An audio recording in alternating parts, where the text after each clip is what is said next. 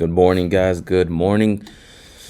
So, not a bad weekend. We actually had a winning weekend. I took the day off on Sunday. There was just only 3 games. I didn't really like either of them. So, sorry, guys. I just did not want to cover it, if I'm being 100% honest. But we're back on Monday. We got a 10-game card. I damn near want to bet all of them, but I don't think that it's healthy to. But if anything, it's going to be all small bets. All small bets because I like all the games, and I just see a lot of good spots on this card. So let's get right into it. We have the Buffalo Sabres heading over to Carolina.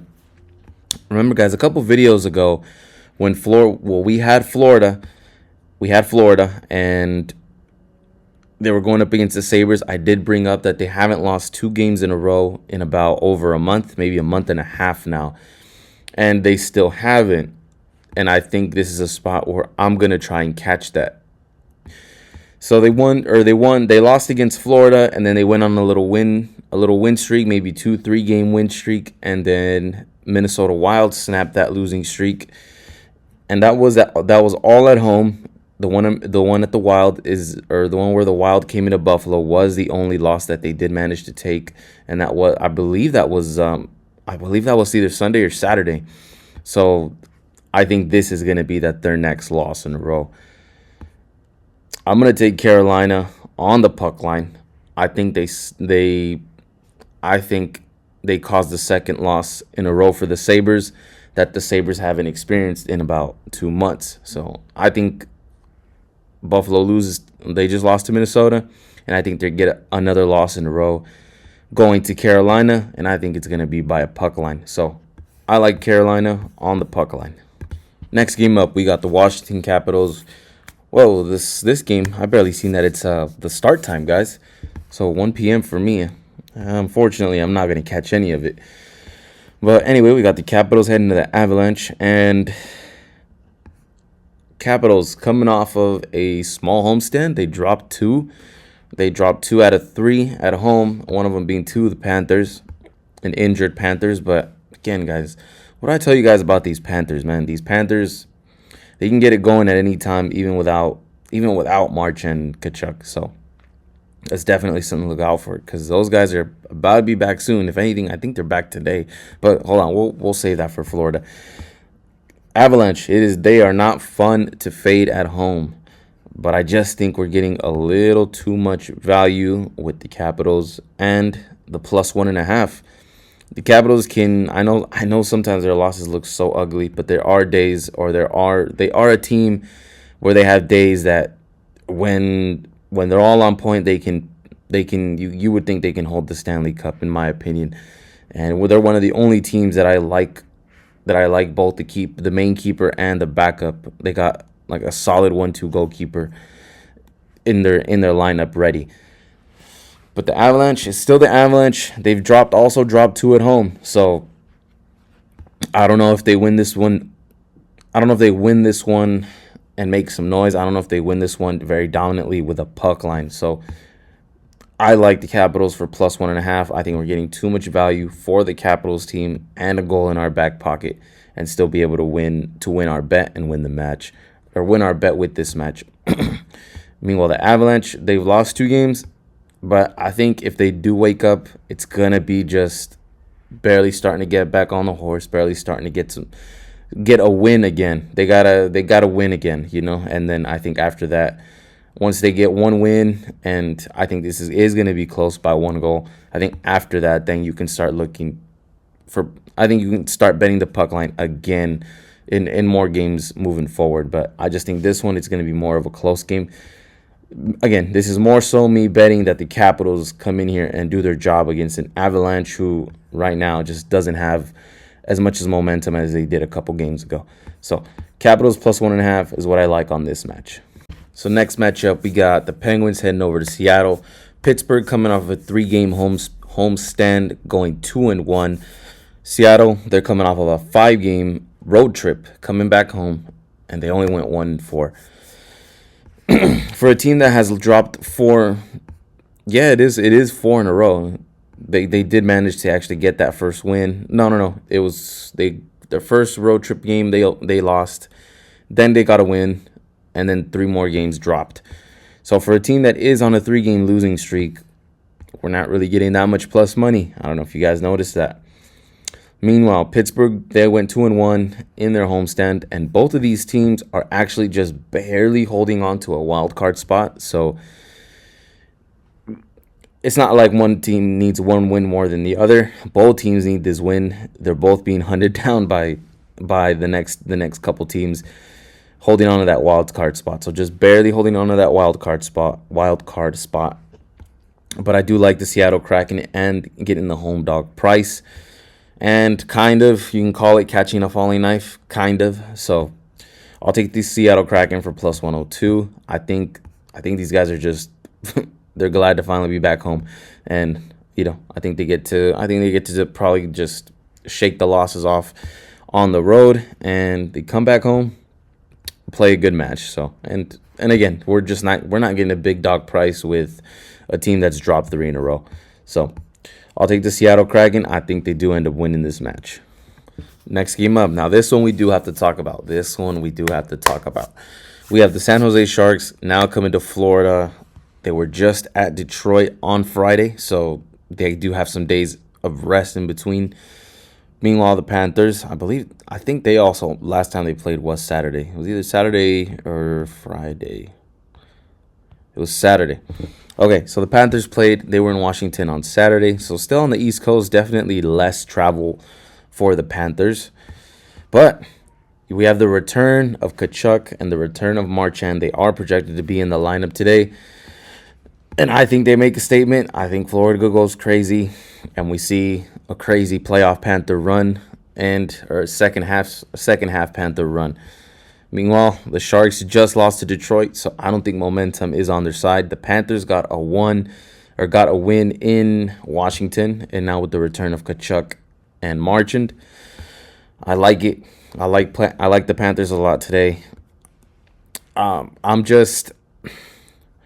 am a little concerned if they can cover this puck line, but I'm gonna go for it. I like it. I like Florida too much in this spot. I like the return of these main guys, and then also I just really like that the guys that they've been holding it down. And again, this has happened plenty of times where there's a lot of this negativity on Florida, even if they have a couple of losing streaks, and then they go on a crazy run. And next thing you know, they're in the playoffs. They're in the playoffs, knocking out your team. So I like the Panthers here, minus 1.5. I would say, guys, look for some Marchand, Tkachuk point props too, if that's something that if point props is your thing, player props is your thing. I would say those two guys you're probably gonna get a decent price just because they haven't been in the lineup, so you'll probably get good value. But yeah, I like the Panthers here, minus 1.5. Next game up, guys, we got the Minnesota Wild and the Toronto Maple Leafs. Toronto finally coming back home after facing a gauntlet of a road trip. The Mammoth, the Knights, and the Jets, while they were on a little bit of a hot streak. Meanwhile, the Wild, they're kind of starting a road trip, managed to get a win in Buffalo, so they're coming off of some good momentum. Honestly, guys, this is a true legit. I think this is a legit 50-50 game, just because these teams can be very, very inconsistent. But if there's anything Toronto's good at, it's giving their fan base hope, man. And that's what I'm betting that they do today. They've been facing a gauntlet of teams, so it's not like they're used to it. Meanwhile, I would say the Sabres and Toronto Maple Leafs are kind of the same if you want to put it skill for skill. But I think just the traveling to Toronto, I think that's also a big deal. And Toronto being at home, I think I can give them the slight edge here. But I mostly like that they have been facing really good teams. And facing Minnesota is not going to be any different. It's going to be another tough match. They're just coming off of 2 back-to-back overtime games against the Knights and against the Jets. So it looks like they're used to playing things close, used to playing things tough. I'm going to take Toronto here in this match. I like them in this spot enough to where I can manage. It's manageable, the minus 122. So give me the Maple Leafs in this match. All right, guys, not much to break down here. There's really not much other than, look, Vegas is a good team, and there's no denying that. So take Vegas if you want, however you want. But I'm going to try and catch the falling knife with the Flyers. They have now lost 6 games or 7 games in a row. It's either 6 or it's 7. I was not going to give any of you guys the chance to tell me 6, 7. So, yeah. Flyers, I like them for plus 180s. Straight up a shot on the, just taking a shot on the number. That's literally all this is, because eventually that losing streak is going to come to an end, and they are going to win a match at some point. And it's not like these big favorites don't mess up someone's parlay. It's not like these big favorites don't let anybody down, because they do, and they let you down more often than you think. So I'll take a shot on the Flyers for the plus 180, simply trying to catch the falling knife.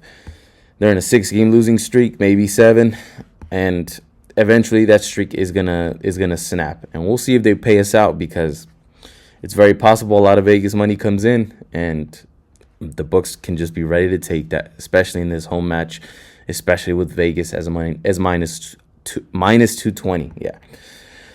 Hey, this is me betting that the Golden Knights can let their fans down, especially being minus 220. So I'll take the Flyers for plus 180. All right, guys, I think this match specifically is a lot closer than the odds make it out to be. Winnipeg was on that little hot streak, and now they ended up dropping one to Toronto. So I don't know how much of that momentum is still left. Meanwhile, Chicago has lost 3 in a row. Again, I think they're going to make some noise at some point. I've already been trying to catch the Blackhawks. Why would I stop now? So, at least for me personally, guys, I don't have that much reason to go against the Blackhawks, except other than that they've been burning me and they haven't shown up the way I've expected them to. But they are going to turn it on at some point. Winnipeg, I think that little win streak is over, if you ask me. I don't know if they're going to catch some momentum, but if they are going to catch some momentum and get back on the winning train, it's going to have to be today. It's going to have to be today, even on the road, because they are coming off of a small, I think it was a 3-game homestand. Meanwhile, Chicago is still, I think, on a significant homestand. If you guys give me just 1 second, but I know they just dropped, I think, maybe 2 at home. Okay, so this is the last game of a homestand before they go out on the road themselves. Meanwhile, Winnipeg is starting a road trip. But I don't think they're going to get completely swept at home for 4 games in a row. So I'll take the Blackhawks to win their last home game before they go on another road trip. And I think finally Bedard makes some noise today. I think he finally does it today. He's been kind of quiet. So come on, Bedard, you got to show up today, bro. Next game up, this one I'm probably going to avoid it, guys, but it is a good spot if you like it, if you believe it. And I mean, I have seen it personally, so it's just one that I haven't really tried, but I might try it today just to see how that works. But let me explain. So Calgary just traded, I know his last name is Anderson. I don't know his first name, but it was enough to catch headlines, and it kind of had my phone going off a little bit. So I guess it's significant news, just because I don't follow Calgary too much. But I guess it is. It was apparently a big trade, because Anderson did end up going to the Knights, and Calgary, I think they got a few first-round picks, if I'm not mistaken. So Calgary's clearly in full rebuild mode. Devils just got smacked out of their own home by Carolina. Pretty bad, actually, too. But anyway, whenever I've seen a player traded, that team ends up winning. They end up winning like the next game, maybe 2 games in a row. I've seen that I know I've seen that. Oh, I saw that with Quinn Hughes. When Quinn Hughes got traded, guys, for Vancouver. When Quinn Hughes got traded, Vancouver won like maybe 2 in a row or 3 in a row, something like that. So I did see that earlier this season. I did see it in a different sport as well. So, and I remember that it happened with Boston traded somebody. The Boston Red Sox traded somebody, and the Red Sox ended up winning like 3-4 games in a row after that. And that was one of their good players. I want to say it was the Rafael Devers trade, for any of you guys who kind of follow baseball and hockey. So I'll take a shot on Calgary, just to see if that trend works. But other than that, I really don't have any other reason to gamble on either side. I didn't really like this game until that little trade theory came to mind. So I would say take a shot on Calgary, see how it works. because I don't know. It seems like every time I see a player traded from that team ends up winning like without them like two or three games or something like that. So taking a shot at Calgary on a weird theory, and that's my only reason. That's the only reason I got, guys. Other than that, just avoid it if you don't like it enough. Just a couple days ago, I think I was praising the Islanders because they did get a shutout against the Edmonton Oilers just for them to go to lose to Calgary. Now they took a loss from Calgary, and now they got to go to Vancouver. Are they going to keep letting their fans down, the Islanders? Well, either way, I'm not going to pay to find out. So I'll take the Canucks. The Canucks have now lost 10 games in a row. 10 games in a row, guys. Talk about trying to catch a falling knife. You guys know we like to catch falling knives here on this channel. Don't care what anybody else's opinion is. Catching falling knives has worked for me. So I think I might pay up even a little bit extra just because I think that Canucks losing streak is going to come to an end very, very soon. It's 10 games in a row. I don't know what's the biggest losing streak in NHL. I'll look that up later. But 10 games in a row is crazy. I think the biggest losing streak I've seen this year was with the Jets. I think the Jets lost like 11 in a row, something like that. So, and they managed to snap it. I think Vancouver will too. I don't think they're going to lose the next 20, 30 games, however much games is left. So I'll take Vancouver straight up on the money line, plus 122. Finally, we got to the last game of the night, guys. So the New York Rangers finally snapped their losing streak, and the Anaheim Ducks finally get some momentum going. They have now, I believe they've now won 3 in a row, if I'm not mistaken. I think they won against the Stars and then 2 against the Kings. I'm almost positive that that's what it is, but I do want to double check it right here real quick. So yeah, 3 games in a row now finally for the Ducks. They're back right in that wild card mix, that wild card talk. So they really can't afford to let their foot off the gas now. But if you think that the Rangers are strong enough to be a good spoiler, I would say go with the Rangers. This one I'm going to have to let you guys pick just because this is more of a biased game for me, obviously. But I like the Ducks, man. I think the Ducks keep the momentum rolling, especially being minus 135. Should they be minus 135? Heck no. These Anaheim should not be minus 135, but I think they will be. If you guys like another pick here, I like the over here too. Both of these teams just let goals inside the net left and right, man. Anaheim still has a defensive problem, and winning two against the Kings just doesn't really give me that much confidence when it goes against other teams because the Kings have their own problems themselves. But I mean, I'm scared if we go up against somebody like the Avalanche or the Hurricanes, teams like that, man, because those teams know how to score, and Anaheim damn well doesn't know how to defend that well. So, but still, I like Anaheim. I think they got something bigger to play for. Rangers pretty much are just here to try and spoil the season for us. So I'll take the Ducks. Plus, I just think a giant price jump. Just having a giant price jump from being an underdog to now minus 135 is just crazy. And I think at least in this situation, they're telling us something with this big minus 135 price. So I'll take the Anaheim Ducks. If you guys don't like it, I understand. If you think the Rangers are going to be spoilers, that's okay too. I'm not telling you. I'm never going to be one to tell you that a plus money price is a stupid bet, because again, anything can happen. You know, we don't have a crystal ball. We're not here to say that we're perfect handicappers. Nobody is. So just take a shot on what you like, and if you like my analysis, if you don't, that's all right, man. But let me know what bet you guys like the most out of this card here today on Monday.